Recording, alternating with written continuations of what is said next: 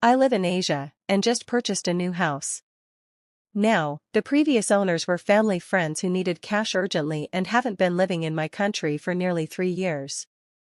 So I got it for a great price in the middle of the capital city. The sale was finalized at the start of this month and I moved in right after. The house was definitely a fixer-upper, as the previous owners had left mid-renovation and the main door was locked with just a padlock, not even a door lock. The house had no gate, meaning anyone could just walk right on in. The first day I moved in, someone's bike was parked in the garage. I just parked it on the road on the same day I had a gate installed.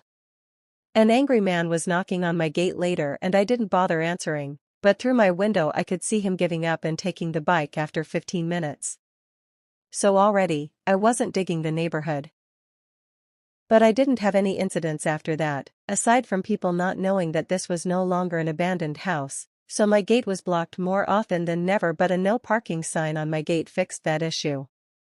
Last week, I was having a shower in my bathroom and I noticed my water pressure was lower than usual. I also heard my next-door neighbor's water pump going. Now this neighbor, an old guy, lived in a 3-storied house, the first being the lowest and the one he lived in. The other 2 floors were rented out to tenants.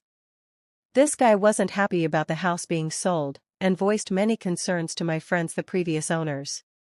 He was super angry about it, and my friends did warn me, but I'm a 6-foot guy with 3 dogs.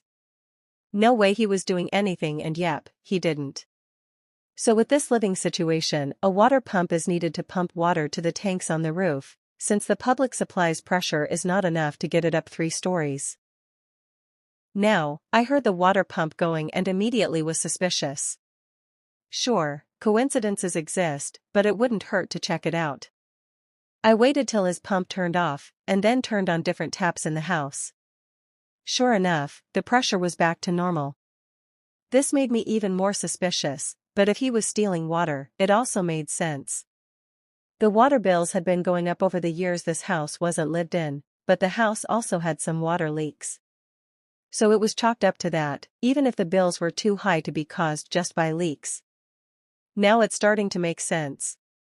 At some point in the last 3 years, this old miser thought he'd save the cost of paying for water, and waltzed into the property and is siphoning water from my lines. I couldn't find where exactly he was siphoning water from, but after checking my pressure multiple times, I was pretty sure. So I sat on it for a few days, thinking if I should confront him, go the legal path, or just let it be. Now, water in my country is very cheap. My total bill, even with washing 3 animals, a car every week and watering my garden, only cost like $5 per month, even with a neighbor also stealing some of it. But it wasn't about how much I was paying or who was paying for it. It's about entitled old people who think that they're deserving of using other people's resources without paying for it, and then getting away with it. It didn't sit right with me, and I really wanted to teach him a lesson. What I did was really simple. I just turned off my water from the mains. I wouldn't have to break into his property, nor would I be breaking any laws. It was the best way of getting back at him without needing to even lift a muscle. So on Monday, just 4 days ago, I waited till the pump flicked on, and turned off the supply. Now, the way household tanks work in my country, is that there's a ball valve in the tank which detects the level of water and turns on the pump. If the level doesn't increase, the valve stays open, which electronically pump to stay on until the level gets to a point at which the valve closes and also shuts off the pump. However, the level wasn't increasing, and anyone knows that starving a pump of water isn't a good idea.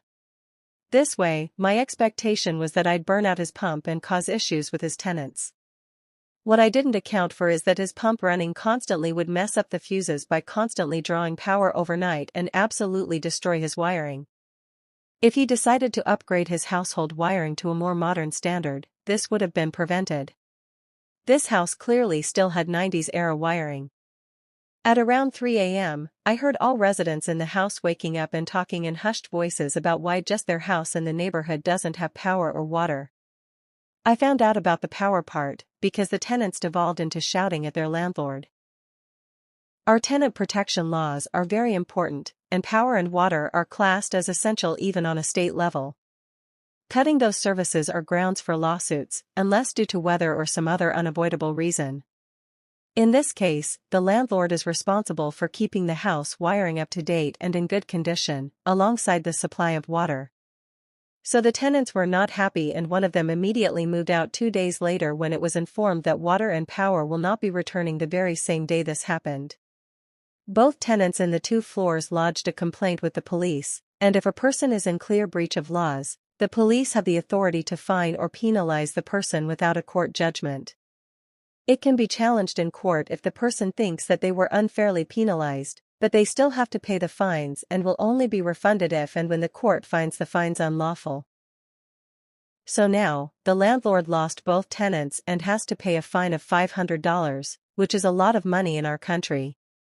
He also has to refund the security deposits of both tenants, and cannot rent out until both issues are fixed, which will cost him more money. As of right now, he's moving out on Sunday to his daughter's place since he cannot afford to live alone. The tenants were his only source of income, and he's a retired mechanic, so he has no other income.